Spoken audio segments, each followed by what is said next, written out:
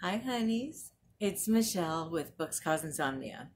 I'm here today to do a cozy mystery book haul. Okay, I'm excited. I'm sorry. This is like my favorite kind of book. I love cozy mysteries. To me, there's nothing like them. What a cozy mystery is a book. It's obviously a mystery, and it's supposed to have a cozy aspect to it. So usually the protagonist will be into crocheting, knitting, sewing, cooking, something to that effect. Usually. Sometimes they don't have that, but usually they do. I know it's kind of, they're all over, the rules are all over the place. They're usually under 300 pages long. And usually the protagonist is a sleuth. They're also usually middle-aged women. They aren't always that way, but usually that's kind of where we're at. Women about my age. And typically it'll be a long series of books, at least probably 4 books, but maybe all the way up to 20 or more. And so you'll have the main character's friends and family and significant other and that kind of thing as a regular part of the storyline. So it's easy to get attached to not just the main character, but everyone in their life. I think that's part of why I think they're so appealing is a lot of them talk about the town that they're in. I really love reading not just a lot about characters, but a lot about places. So when there's a lot of feeling like I'm in a certain place, that really enhances it for me. Another thing I love to read about is food. I just love food. I love reading about how good food tastes, the way it's prepared, what it's put with.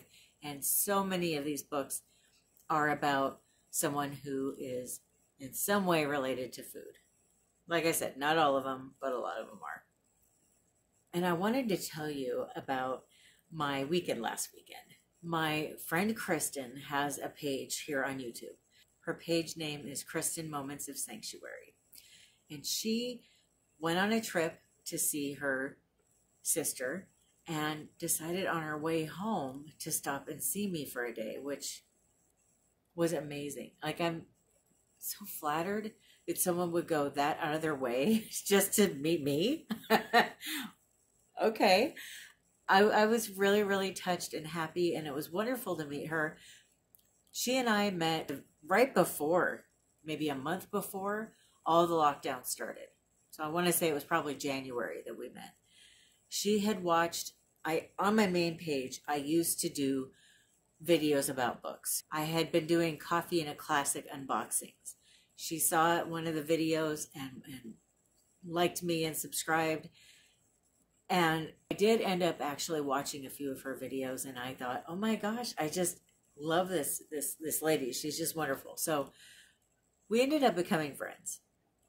And I think I had heard when I started YouTube originally, what was that, 2.5 years ago on my main page, that a lot of people don't become friends with other YouTubers, or if they do, it's very surface level. Well, I think because it was during the lockdown and things were just kind of going the way they were, we were able to get closer. We were able to exchange phone numbers, talk on the phone, text each other. And our friendship has really grown over the last 1.5 years. And it was wonderful to meet her. We had just as much fun together in person as I would have thought we would have had. But I wanted to tell you a little bit about her trip out here because it is book related. And so we went to go have lunch at a Japanese restaurant. It's a noodle house, and they make the noodles from scratch and everything, and it was absolutely delicious. And the reason we went there was we were going to go to this place that is a tea shop / bookstore after we had lunch. So when we went to go there, we found out they were closed. Boo!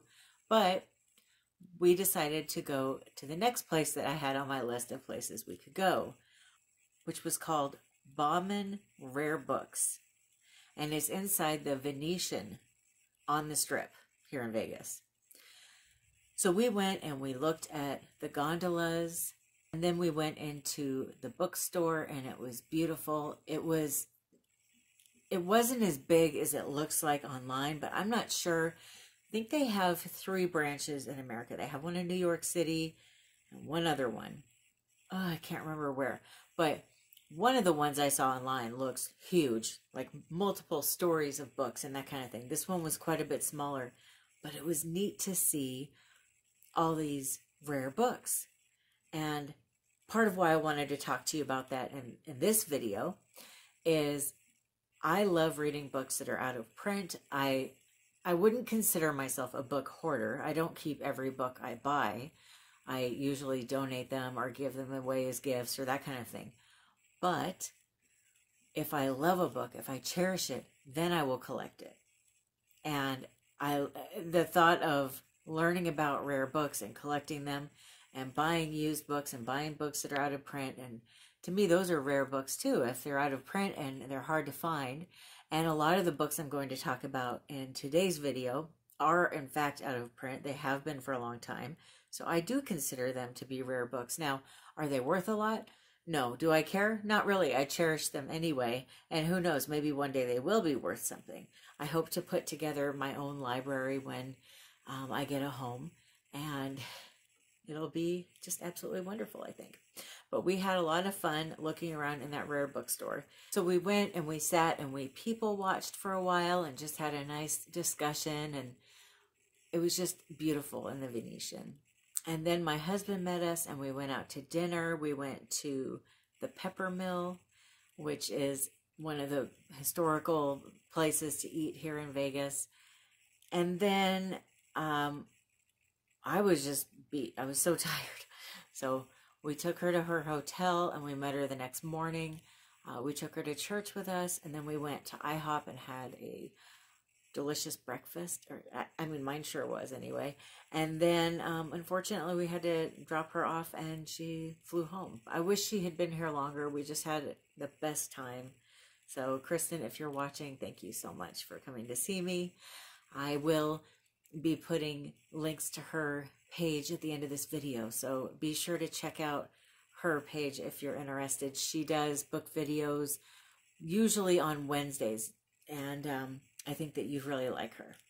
I get my used books at Better World Books, and it's kind of neat because you go on there and it'll show you after a while. Better World Books, they donate books to just all kinds of places all across the world, just not America, to help keep people reading, to help make people more, interested in reading, to make them more literate, that kind of thing.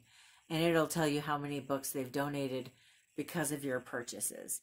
And I've been getting books with them for not even a year now, I don't think.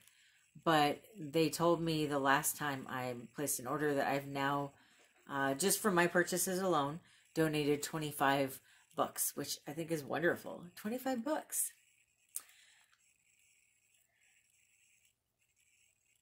So they have free shipping and handling, and each book that I got in this video was $5 or less. I only spent $29 on this whole order, and I think I got 9 books. Now, once you order with Better World Books, if you're interested in doing that, there's nothing in it for me, but I'm just saying if you want to order from them, I'll put their website down in the description box.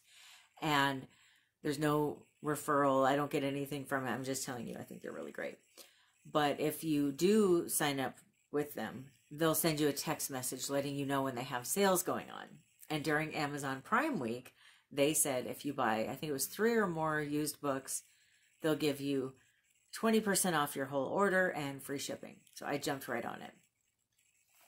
All right, what you all came here to hear about, the books. Now, I do have some notes down here in case you wonder why I'm looking down. I just want to give you as much information as I can. One other thing I want to tell you about these books before I get started. They do come with stickers here and then whatever was just originally on the book, if there's any stickers or notes or whatever. I have not taken the time yet to clean them up and to get the stickers off. But wait, there's more. I do have a video where I show how to get stickers off of books. So if you're interested in seeing that, I will also have a link to that pop up at the end of this video. I got The Little Old Lady Who Broke All the Rules by Catharina Ingelman-Sundberg. And One of my viewers, Sherry, recommended that I get this book. This is the first book of the Senior League series, and it was originally published in 2012. It's 235 pages long, and it's about a 79-year-old lady named Martha Anderson who dreams of escaping her care home and robbing a bank. She and a group of friends try to break out of their home, and drama ensues. So that sounds like it could be fun. It is a whole series. A little over a year ago, I was at the Goodwill. Was it the Goodwill? I think it was. I was at a thrift shop. And they had, no, it couldn't have been the Goodwill. Anyway, I was at a thrift shop, and they had a section that had all these books that were 25 cents each. And I picked up this book. Where is it? 1 second, let me get it for you.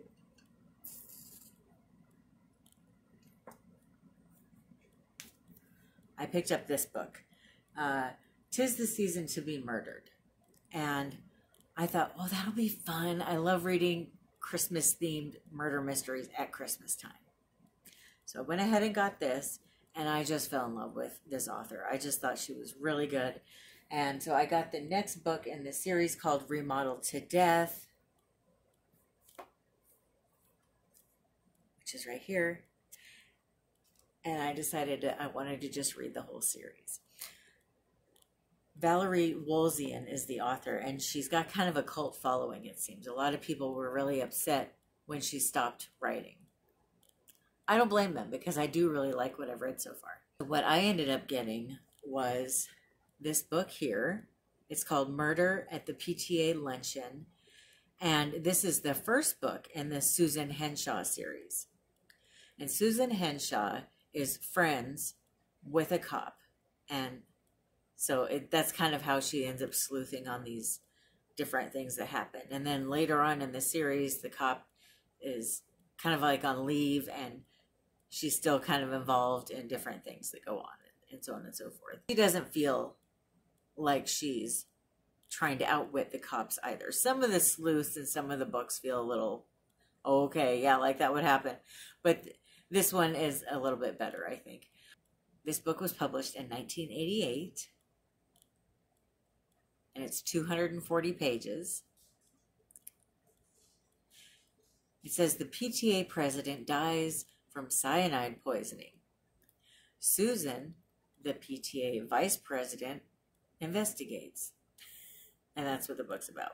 The two books that I have read were books number 8 and 9 in the series, and then now I'm going back to number 1. But there's quite a few. I think there's at least 15, maybe 20 of them. There's a lot. And part of why I really like these books is they take place in a time before social media ruled the world, which I love. I love escaping that. I love the simplicity of it. If you feel the same way, I really recommend reading these books. And my June wrap-up, I had just finished reading the Lily Bard series by Charlaine Harris, and I loved that series. So I decided to give 2 more of Charlaine Harris's series a chance. She's got even 2 or 3 more that I haven't even thought of reading yet. There's a True Blood one and one other one. I ended up getting, sorry about the glare there, I ended up getting Gravesite by Charlaine Harris, and it's the #1 book in the Harper Connolly series. It's 305 pages long. I have what you might call a strange job. I find dead people. I can sense the final location a person who's passed. I can sense the final location of a person who's passed and share their very last moment.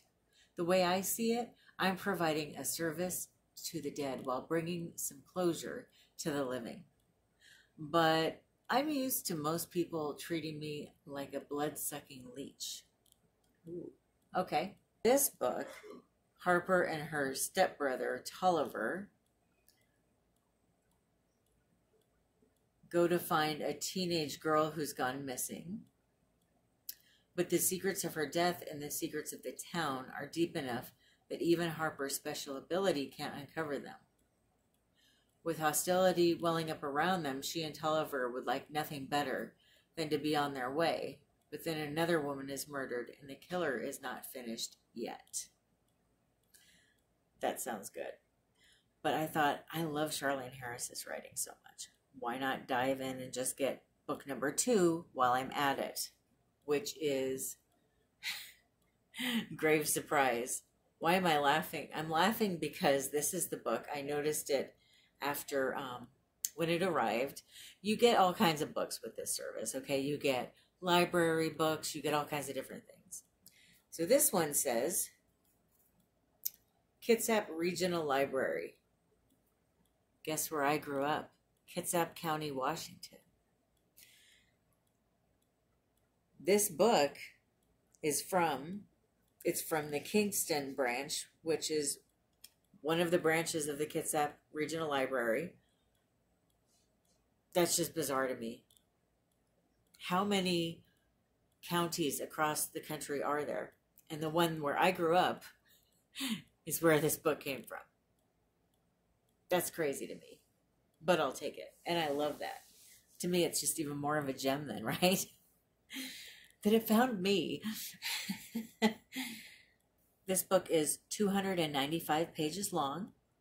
At the request of anthropology professor Clyde Nunley, Harper and her stepbrother Tulliver come to Memphis to demonstrate Harper's unique talent in an old cemetery. Nunley is skeptical even after Harper senses and finds 2 bodies in the grave beneath her feet. One of a man centuries dead, the other a young girl recently deceased, whom Harper had once tried and failed to locate.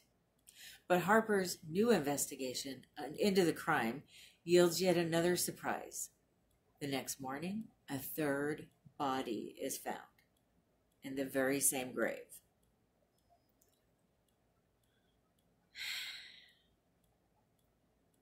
You can see, I mean, that sounds amazing, right? Charlaine Harris she's really good at her craft. So speaking of Charlaine Harris, I know you guys, I went kind of hog wild here with this order, but what are you going to do? If you love books and you go through a cozy mystery, I'll go through in 2 days, sometimes 3, but I love them. So I mean, what am I going to do? Of course, I got to get a bunch of them at once, right? Real Murders by Charlaine Harris. And this is the first in the Aurora Tea Garden series, which you've probably seen on Hallmark Mysteries. They've been making movies about these books. This was originally published in 1990, and it's 304 pages long. So Aurora, or Roe Tea Garden, is a librarian that grew up in Lawrencetown, Georgia.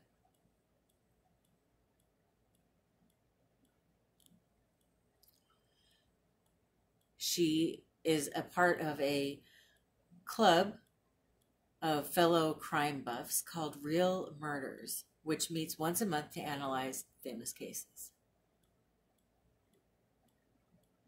It's a harmless pastime until the night she finds a member dead.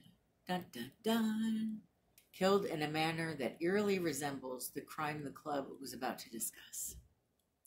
And as another brutal copycat killing follows, Roe will have to uncover the person behind the terrifying game, one that casts all the members of Real Murders, herself included, as prime suspects or potential victims. I did see this movie, so I'm going to try to read this probably last out of all the books in this video, just so I have a little bit more time to forget what happened in the movie. But I saw the movie like a year ago, so it shouldn't take long for me to forget the details of it, right? Okay, I'm going to be honest. I like the cover, okay? It's just... I love this cover. I like the dress. I like the dog. Yeah. So that was why I chose this one. It's called Gone with the Groom by Janice A. Thompson. And this is number 2 in the Bridal Mayhem series. At the time that I looked, there wasn't number 1. But once again, I like the cover. So I didn't care. I thought, if I like it, I'll start looking for number 1. I don't really have an issue with reading books out of order. For some reason, it just doesn't bother me. This was published in 2007, and it's 304 pages long. So in a nutshell, this book is about Anna Peterson. Her daughter Brandy's getting married, but there's a glitch. Scott, the groom-to-be, has disappeared, and just 2 weeks before the wedding, they want to find out, is this cold feet or did something more sinister happen? So Annie starts investigating what happened to her soon-to-be son-in-law. Annie uncovers quite a few clues and starts compiling a ever-growing list of suspects as to who might be involved in his disappearance, and tries to find out what happened to Scott before it's too late. Do you ever feel like you want Christmas when it's not Christmas? If you feel that way, which I do a lot actually. I love Christmas. I love Christmas in July, and it's July, so there's a year-round Christmas mystery series that I am obsessed with, and one book that I actually have not read yet is the 4th book in this year-round Christmas series. It's called Silent Night, Deadly Night by Vicky Delany, and this one was published in 2019. Why didn't I get it? That's a really good question. I think it was because I had just moved here to Vegas. I was trying to get settled. I was kind of in a little bit of a reading slump at the time, and before you knew it, I forgot to get the book. But it was right around Christmas that it came out. It's 306 pages long. I've read every book in the series except this one. This series is about a lady named Mary Wilkinson who owns a Christmas-themed gift shop in a year-round Christmas town called Rudolph, which I think is in New York in the book. I don't think it's a real town, but so it kind of sounds like a Bedford Falls kind of place. Like, it's just very quaint and sweet, and people come all year long to experience Christmas. And it just sounds like the kind of town that we all wished we grew up in, or maybe still lived in. I don't know.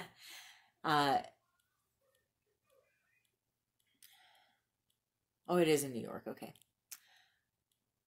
It says the Christmas spirit is always present in Rudolph, New York. But when a group of Grinches comes to town, shop owner Mary Wilkinson will need to make a list of suspects and check it twice. It's the week before Thanksgiving, and Mary Wilkinson, owner of Mrs. Claus's Treasures, is preparing for a weekend reunion with her mother's college friends. But when the group of women comes into Mary's shop, Mary is met with frosty attitudes and cold hearts. The women argue among themselves constantly, and the bickering only intensifies after one of the friends is poisoned. Her father's role as Santa is in danger due to his proximity to the crime. Mary will need to use all of her investigative gifts to wrap up the mystery and save Santa and her favorite holiday. And I've read quite a few books by this author from multiple different series, and this is my favorite one of hers, this series. But if you're into Christmas mysteries, definitely start reading these. I'll get close so you can see. Here's a list of the books in order. And I'm hoping she comes out with another one soon. She probably is going to, and I just don't know it, but we're almost done. I know this is a bit of a long video, but I love talking about books. I can't help it. The next book I got was Book, Line, and Sinker by Jenn McKinlay. This is another book series that a viewer recommended to me, and I finally got a chance to get one. Now, this is the 3rd in the series, but it was the only one I could find at the time that I was looking. This is the 3rd book in the Library Lovers series, and it came out in 2012, and it's 306 pages long. The protagonist is a lady named Lindsay, who is in her 2nd year in Briar Creek as the library director, meeting with the Crafternoon Club and happily dating tour boat captain Mike Sullivan. But when a salvage company arrives in town to dig up treasure that has been buried on Pirate Island for over 300 years, the locals are torn between protecting the island and welcoming the publicity. In spite of the squabbling, Charlie Payton, Lindsay's downstairs neighbor, takes a job with the salvage company. But when Trudy Hargrave, the local tourism director who hired the company, is found murdered at the excavation site, Charlie becomes the chief suspect. To help him, Lindsay must do some digging of her own before the real killer buries the truth for good. This one does have some recipes in the back, and it's got a cross-stitch sampler. I love cross-stitch. I wish I could get back to it. It's like I've been spending so much time reading because, you know, this page that I kind of have stopped crocheting and cross-stitching as much as I wish I could. So I'm just checking out the other books to see if there's any recipes in them, and it's cute. Somebody in the back of the first Aurora Tea Garden book, she wrote a list of the characters in the book. Well, thank you. It's funny, I do stuff like that too. Do you? So that is the only book that has a recipe in the back. But the reason I wanted to mention that, because a lot of them do, is the last book that I got. The Cozy Mystery Cookbook. I mean, seriously? This is a thing? I had no idea. And one of the authors that I just talked about, Jenn McKinlay, she's got some recipes in this book. This one came out in 2015, and it's 384 pages long. And I wanted to tell you, this is just so cool. Okay. So it has an excerpt from a book here, Town and a Pumpkin Bash by B.B. Haywood. Okay. And then if you turn the page, it has a recipe that was mentioned in that book. So then it does the next thing with the next book. The Long Quiche Goodbye by Avery Ames excerpt.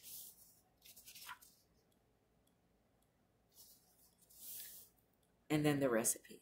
Is that not the coolest thing ever? Like, if you're a book lover, that's pretty awesome. So then in the back, it's got a section where it talks about the different authors and the different kinds of books they write and that kind of thing. Just a brief little tidbit of information. Then it's got a list of the different books in the series by the different authors that are featured in this book. This book also came from a library.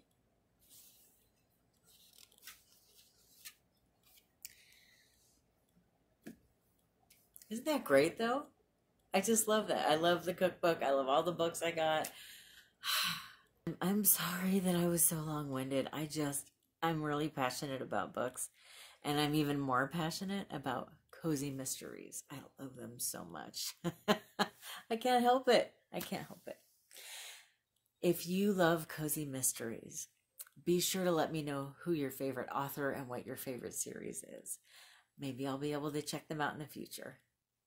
Thank you so much for watching. I hope you have a wonderful rest of your day or night. I love you. Bye.